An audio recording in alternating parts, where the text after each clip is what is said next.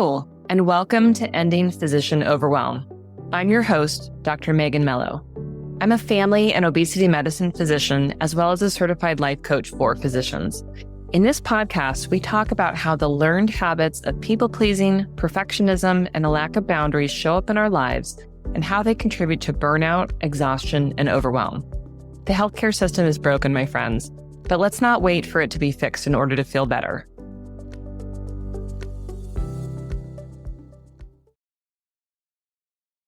How many times have you apologized today? Most of us in this room, as it were, are women physicians, and we know that categorically women tend to apologize more often than men. I would argue we've absolutely been socialized to do this. We've been socialized to take responsibility for the actions of others, for the feelings of others. There are reasons why we do this. But today, we are going to talk through 10 things that I would like you to stop apologizing for. I anticipate that you're going to hear some things in here that you would expect. And hopefully there's a few new things that you never realized, oh, I absolutely apologize for that. And I now have permission to stop. All right. These are in no particular order, but let's go. Number 1, don't apologize for being a patient. Earlier this week, I saw another physician. She has been working with me for about 6 months now. Before that, she hadn't had a primary care doctor in about 10 years. She'd had multiple pregnancies, managed by obstetrician, right? She had gotten medical care. And in fact, she'd had a number of things that were going on right before she started seeing me. But she'd not had a primary care doctor in a really long time. And we got on the call. We were expecting to have a quick visit to talk about testosterone therapy. And she very quickly started apologizing that she actually needed to talk about something else. She wasn't feeling well. And, it was like, oh, I'm so sorry to inconvenience you. She was not inconveniencing me. This woman had a scheduled appointment with me, her physician, to talk about a medical problem. And yes, we ended up talking about something else, a different medical problem. But she was in absolutely the right place at the right time to talk about what was really going on.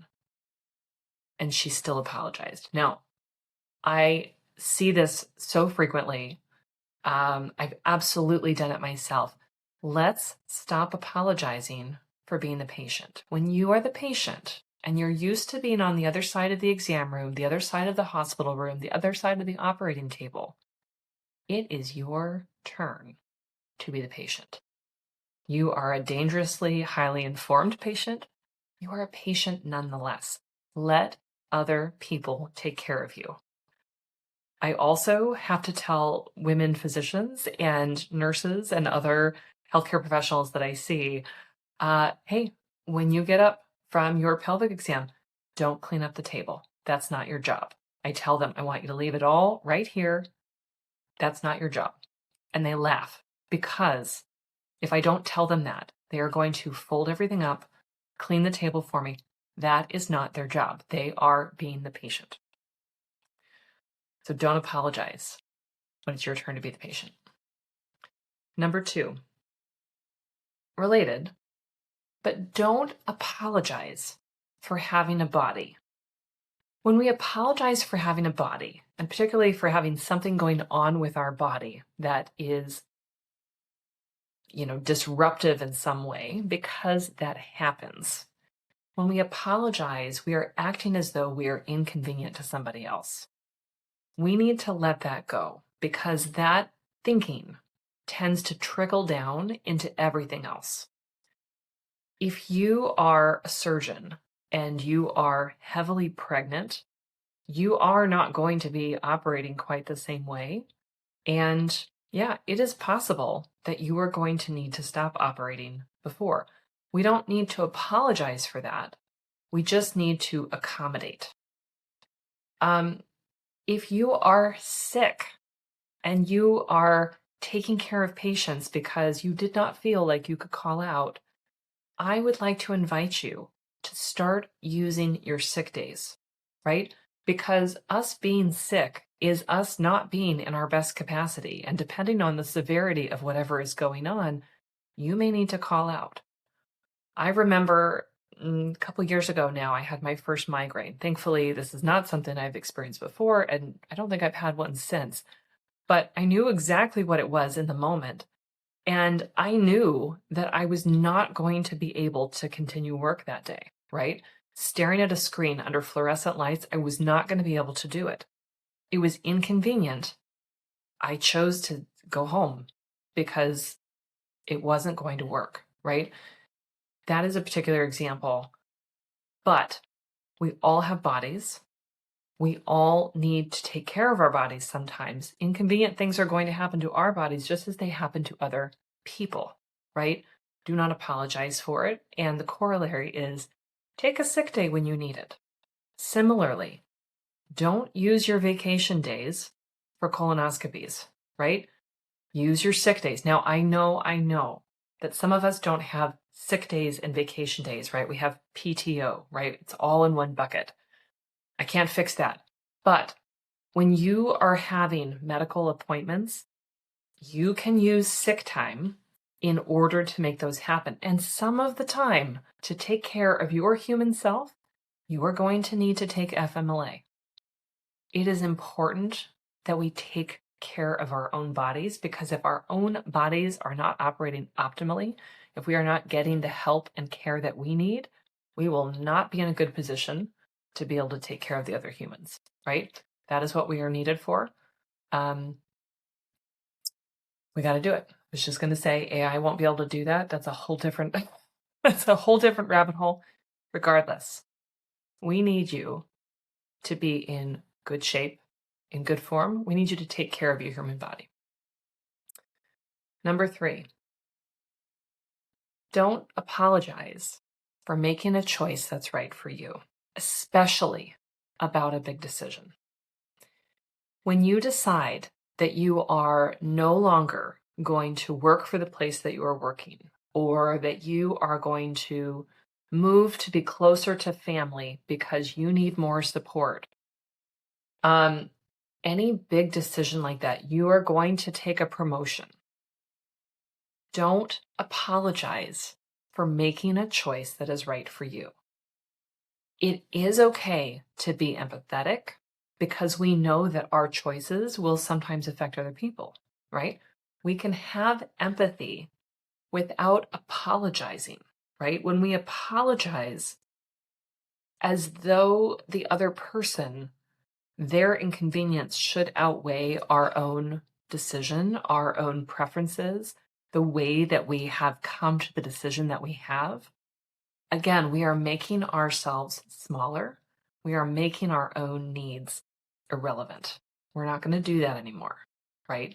We are going to acknowledge that we have agency and choice, and then it's important for us to make the right decision for them. So often, when people are contemplating leaving a toxic work environment, they are so worried about who's going to take care of their patients, right? How will my patients get care? It is a very human concern. There is moral injury there. Sometimes we've got long-standing relationships with our patients. Perhaps we are the only type of specialist, in a small area, and yet we will not use that to negate what we need. We did not create this broken healthcare system, and we cannot remain victim to it. We are going to need to follow through on decisions that are right for us and not apologize. Number 4,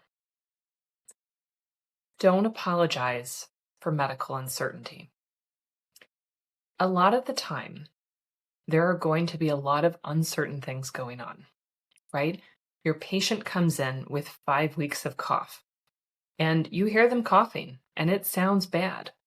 And yet, they have a fairly benign exam. They have no risk factors for pneumonia. They don't have any particular signs of something more severe. It is okay to use your clinical judgment to walk them through why you are not going to give them antibiotics and to help give guidance, even though you are not 100% certain, because you can find examples in some medical journal of such and such thing being missed. The work that we do, especially depending on what your specialty is inherently uncertain. I think there are many factors right now in medicine that would like to prove that we can be more certain than we are. And having some additional diagnostic support tools can be helpful to improve our decision making, to improve the way that we provide care, right? Minimize harm, enhance patient well-being. But there is still tremendous amount of uncertainty in medicine. And again, we are up against many forces that make us more and more uncomfortable with that. We've got patients now armed with AI tools on their side. We've got a lot of non-physician people out there who are spreading with incredible confidence the idea that we should be certain about these things, right? The idea they are certain that vaccines are harmful, for example. They are certain that supplement X is going to be the answer for all of their questions, right? There is a lot of that going on. We look uncertain, but you will provide safer care for your patient when you acknowledge medical uncertainty. I think much of the time we think the medical uncertainty in a given clinical situation is our inadequacy, when much of the time it is just because it is not feasible to be 100% certain of what is going on. We will continue to do our best. We will continue to learn and grow our skills and our decision-making capacity because that's who we are. But medical uncertainty is inherent in the work that we do, and that's going to remain. I don't care how many AI chatbots there are, we will remain uncertain. Just as an aside, one of the big arguments in the AI world right now is, of course, how confident AI chatbots appear, right? The confidence with which they tell their answers. But in the meanwhile, there's a lot of hallucination going on. You can think about that when you are wrestling with your own uncertainty about a situation. You can say, do I want to be ChatGPT here and pretend that I know absolutely everything? Or will I choose to pause and just acknowledge that I am uncertain, but given X, Y, and Z things, the safest course of action is this.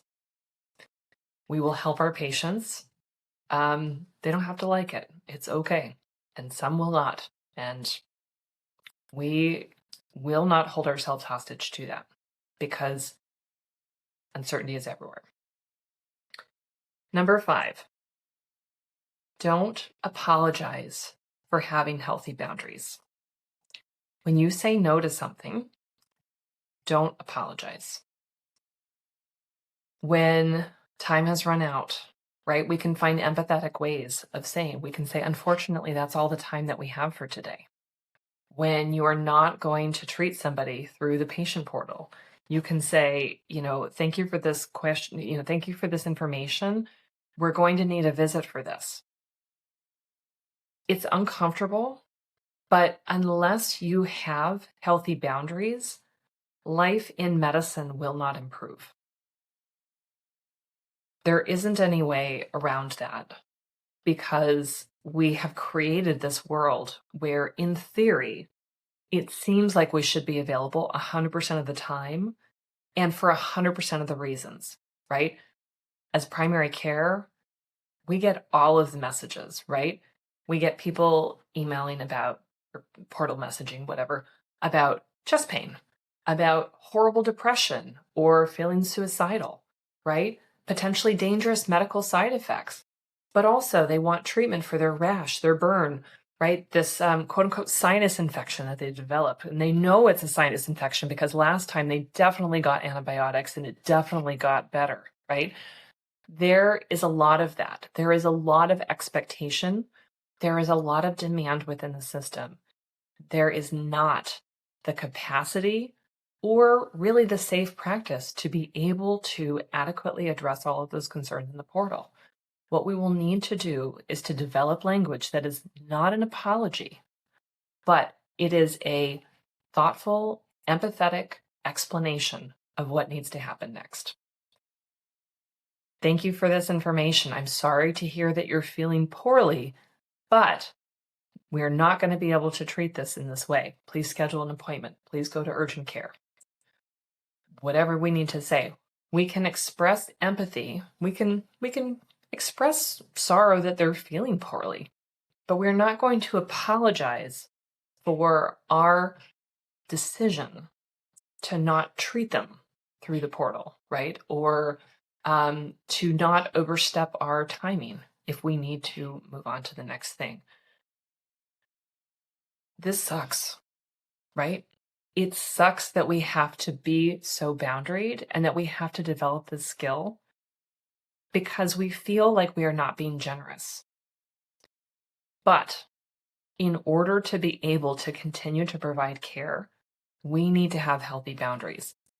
Again, this recent study that came out that showed that the average age of respondents in this group of physicians who had left medicine, the average age of the women physicians was something like 48 years old. I read into this study a little bit further, and it was interesting that the respondents who decided that they needed to leave medicine to no longer practice clinically because of the hassle factor, because of administrative burden, because of too much stress, too much burden of work and overwhelm. Those folks were mostly women. The more likely to be male respondents in this forest plot were they retired, they didn't need the money anymore, they didn't find the work interesting anymore. There was a clear discernment, right, in why women physicians were leaving medicine that was very different from the male cohort. And we have to acknowledge that we have been socialized to not have healthy boundaries. That has existed outside of medicine and inside of medicine. We're going to need to practice the skill of setting healthy boundaries, and we are going to stop apologizing for having healthy boundaries. Number 6, don't apologize for taking breaks. You are going to need to take some breaks. If you are in a 12-hour case in the OR, you are going to need to occasionally scrub yourself out, go to the bathroom, get something to eat, get something to drink, and take a break. If you are in clinic or working in the hospital, you are similarly, you don't have to scrub out, right? But you are going to need to step away from the exam room, away from your computer, and go take a break. Imagine if we all went outside during the day for 5 minutes and just breathed, right? Took a little bit of time to eat some food, some real food, not cramming a donut and coffee in our face, right?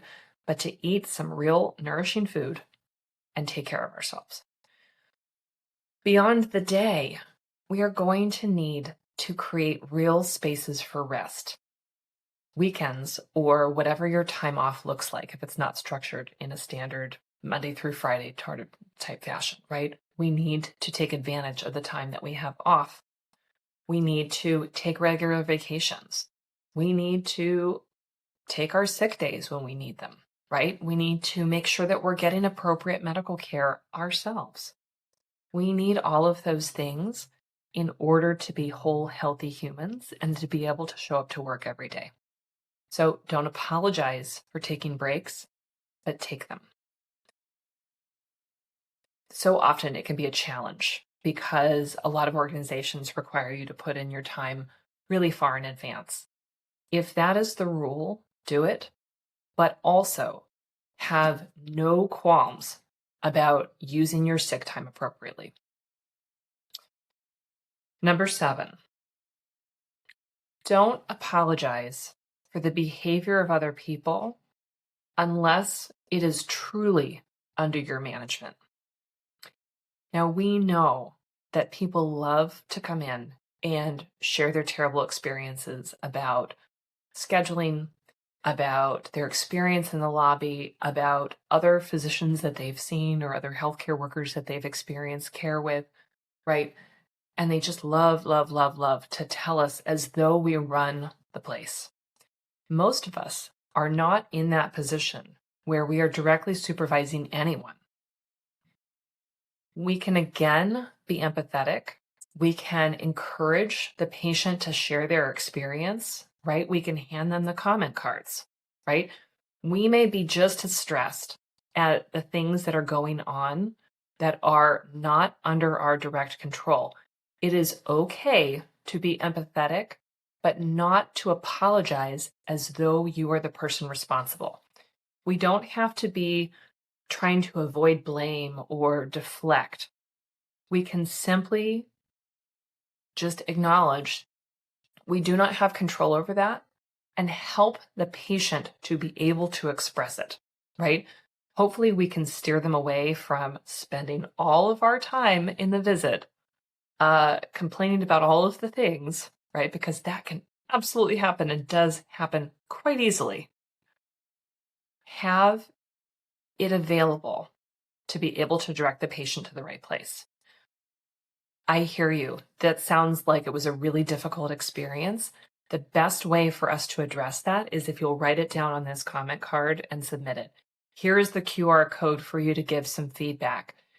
It's really hard when patients experience this, and I think that the organization needs to know what happened, right?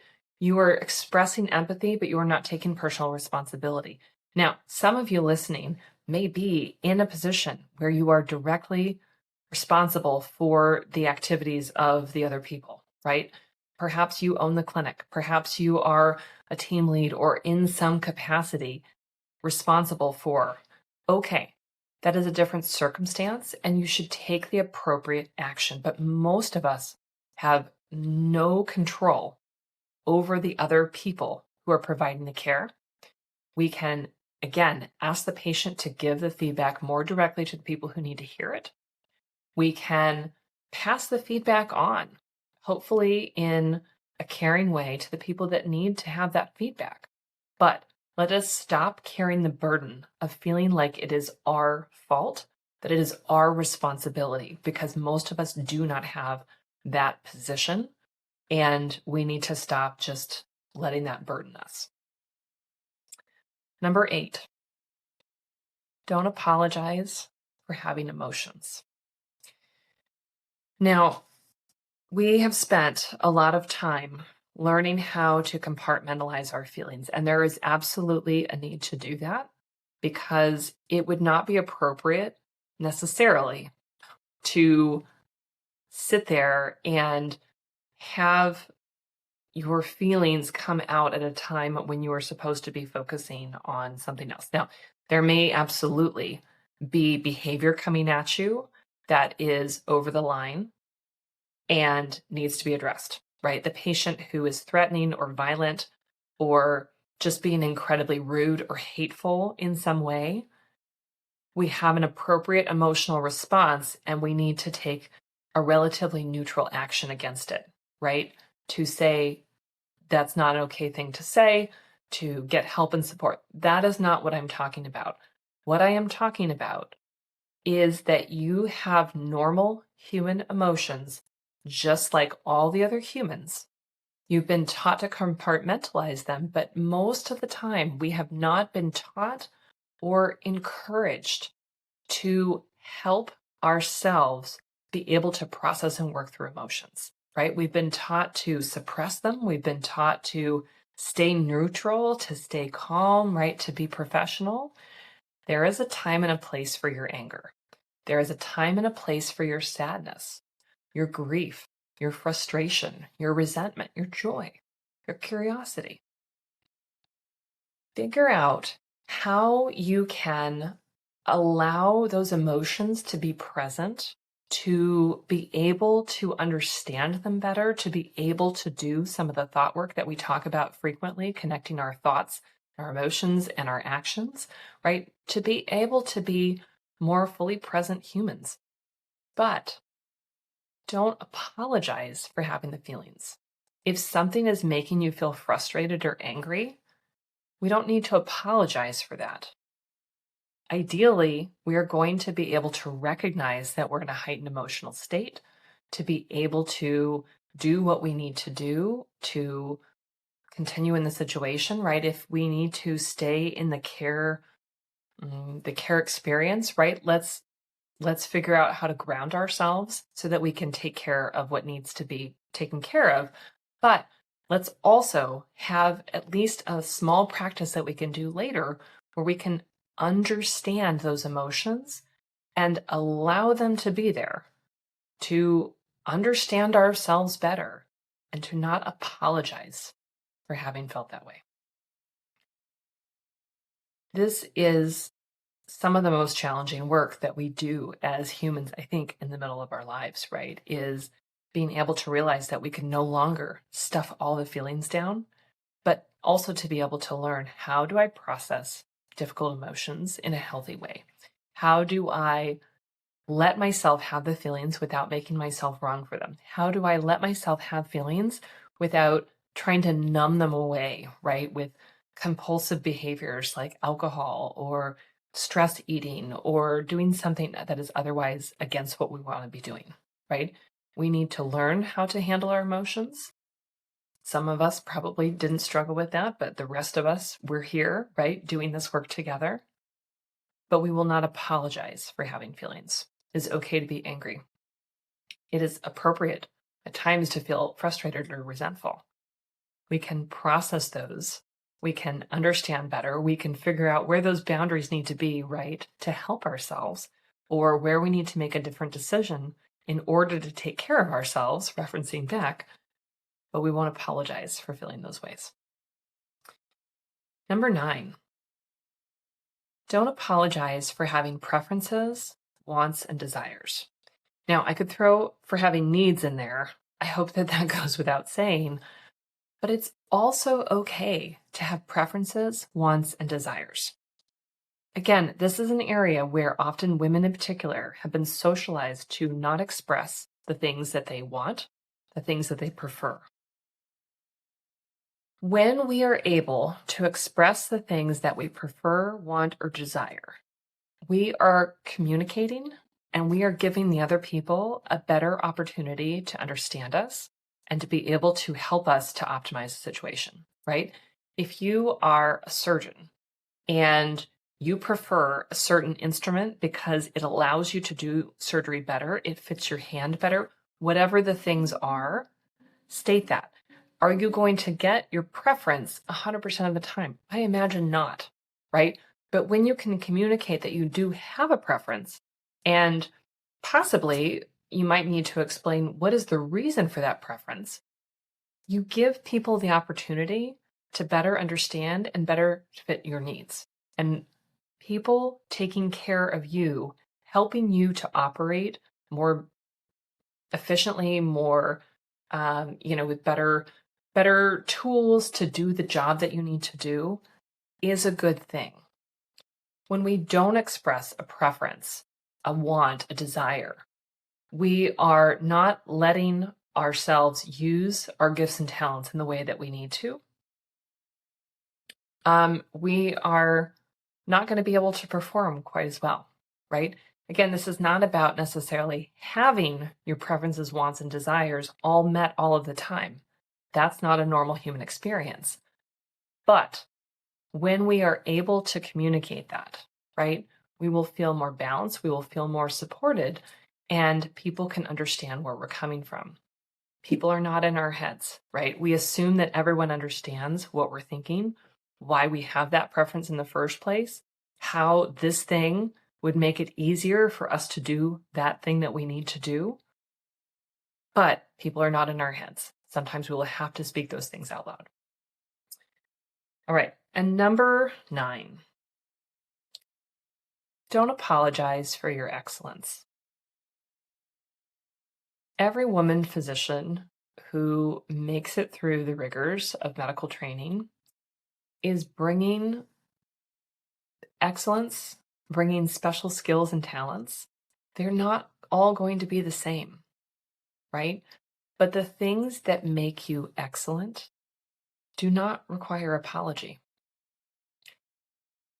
It is okay to be the best at what you do. It is okay to be the leader. It is okay to be excellent with people or really good with certain diseases. Conversely, you are not going to be able to take care of everyone. You are going to be less good at some of the other things. We need not apologize for being excellent at the things that we're excellent at. And we need not apologize for not being able to do everything. This can be a big area to grapple with. And again, we have been generally broadly trained at the beginning. We have been forced to sort of go through this funnel, right, where things got increasingly more and more challenging and more competitive as we went along, that can have us feeling like we have to be excellent at everything. And also, we have to have this incredibly high humility, again, especially as women. Otherwise, we're going to feel like we're, better than ever. We'll be these egotistical monsters. Know what you're great at and don't apologize for it. Know that, yep, some of the time we're all going to have to do some of the things that we're less good at. That's okay, right? But we don't need to apologize for all of that. There are some areas of medicine I'm never going to be good at. And there are some areas of medicine that I'm not that interested in improving at. We will all have things that we don't like doing. And some of the time we'll get to prioritize and decide, what do I want to spend more time with?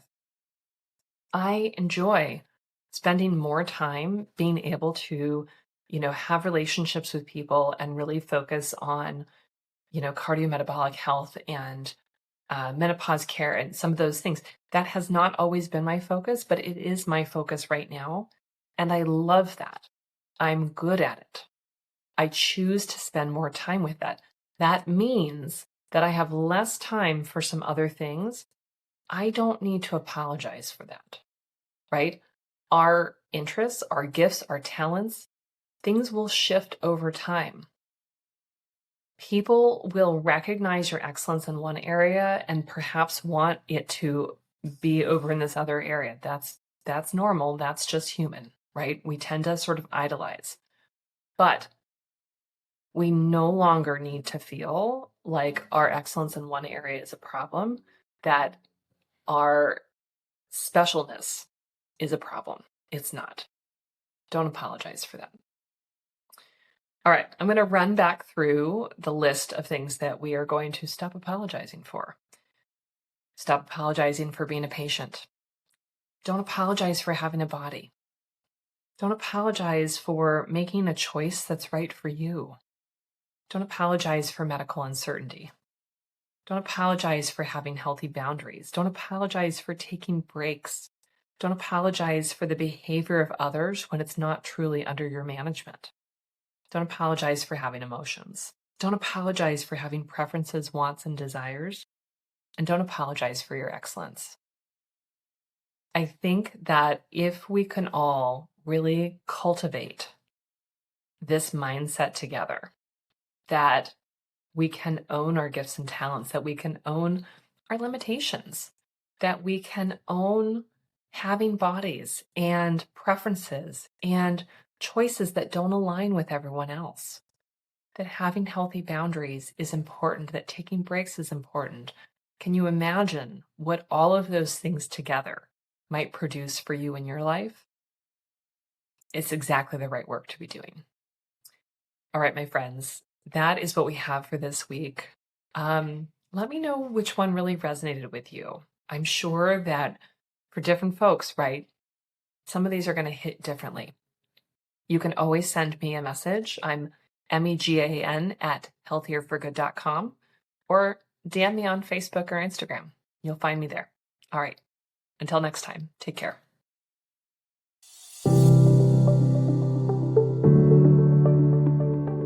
Well, That's our show for today. Thank you as always for listening.